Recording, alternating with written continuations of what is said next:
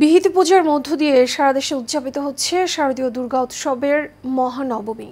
এদিন দেবী দুর্গাকে মহিষাসুর মর্দিনী রূপে পূজা করা হয়। নবমীতে দেবী বিদায়ের ক্ষণ গণনা শুরু হয়, তাই কিছুটা ভারাক্রান্ত হয়ে ভক্তরা দেবীর আরাধনায় মগ্ন হয়ে ওঠেন। প্রাণ ভরে দেবীর কাছে প্রার্থনাও করেন। বিস্তারিত আবির হোসেনের ক্যামেরায় ফারজানা হাসিনের রিপোর্টে। দেবী বিদায়ের সুর যেন বেজে উঠেছে মন্দিরগুলোতে। ভক্ত অনুরাগীদের মন ভারাক্রান্ত হয়ে উঠেছে দেবীর স্বামীগৃহ কৈলাসে ফিরে যাবার বার্তায়।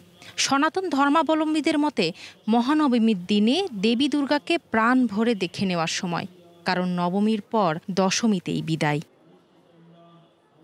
নবমী তিথি সন্ধি পূজা দিয়ে শুরু হয়। সন্ধি পূজা হয় অষ্টমী তিথির শেষ ২৪ মিনিট ও নবমীর সূচনার প্রথম ২৪ মিনিট জুড়ে। মূলত দেবী চামুণ্ডার পূজা হয় এই সময়ে। ১০৮টি মাটির প্রদীপ জ্বালিয়ে ও ১০৮টি পদ্মফুল দেবীর চরণে নিবেদন করা হয়। দেবীর কাছে চেয়েছি যেন দেশের সবাই যেন ভালো থাকে। আমরা সকাল ৮টায় মায়ের পূজা আরম্ভ করেছি, 10:30টায় পুষ্পাঞ্জলি প্রদান করেছি ভক্তদের মাঝে, আর 11টায় আমাদের মহাপ্রসাদ বিতরণ হবে। অসুর শক্তির বিনাশ এবং দুষ্কৃতিকারীদের বিনাশের জন্যই মা দুর্গার আবির্ভাব।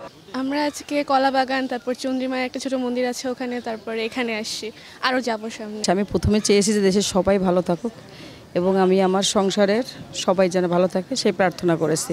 সকালের হালকা বৃষ্টিতে কিছুটা ভোগান্তি হলেও তা আটকে রাখতে পারেনি ভক্তদের।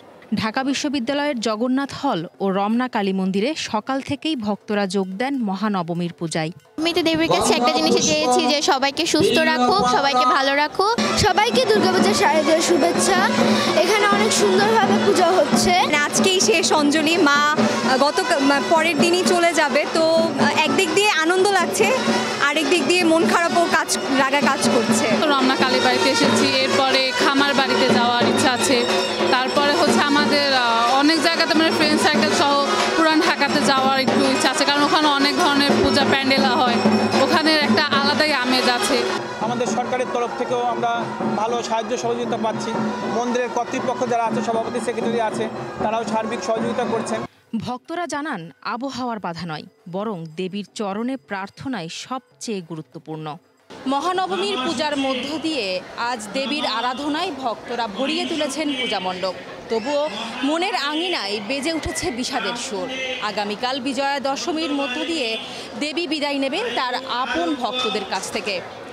জগন্নাথ হল থেকে ফারজানা হাসিন, এশিয়ান টেলিভিশন, ঢাকা।